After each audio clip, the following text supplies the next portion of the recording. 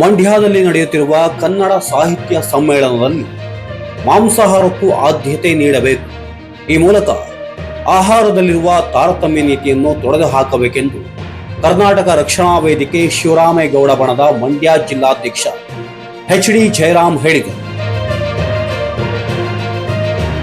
ಸಾಹಿತ್ಯ ಸಮ್ಮೇಳನದಲ್ಲಿ ಆಹಾರ ತಾರತಮ್ಯವನ್ನು ಖಂಡಿಸಿ ಮಂಡ್ಯ ಜಿಲ್ಲಾಧಿಕಾರಿಗಳು ಹಾಗೂ ಆಹಾರ ಸಮಿತಿ ಅಧ್ಯಕ್ಷರಾದ ಶ್ರೀರಂಗಪಟ್ಟಣ ಶಾಸಕರ ಕಚೇರಿಗೆ ಮನವಿ ನೀಡಿ ಮಾತನಾಡಿದ ಅವರು, ಮಂಡ್ಯದಲ್ಲಿ ನಡೆಯುತ್ತಿರುವ ಸಾಹಿತ್ಯ ಸಮ್ಮೇಳನ ನಮಗೆಲ್ಲ ಹರ್ಷ ತಂದಿದ್ದು, ಸಾಂವಿಧಾನಿಕವಾಗಿ ವೈಜ್ಞಾನಿಕ ಮನೋಭಾವ ಬೆಳೆಸುವ ಸಲುವಾಗಿ ಈ ಸಮ್ಮೇಳನದಲ್ಲಿ ಸಸ್ಯಾಹಾರ ಹಾಗೂ ಮಾಂಸಾಹಾರ ಎರಡೂ ಆಹಾರವನ್ನು ನೀಡುವ ಮೂಲಕ ಬಹುಸಂಖ್ಯಾತ ಮಾಂಸಾಹಾರಿಗಳ ಆಹಾರ ಪದ್ಧತಿಯನ್ನು ಗೌರವಿಸಬೇಕು ಎಂದು ಒತ್ತಾಯಿಸಿದರು.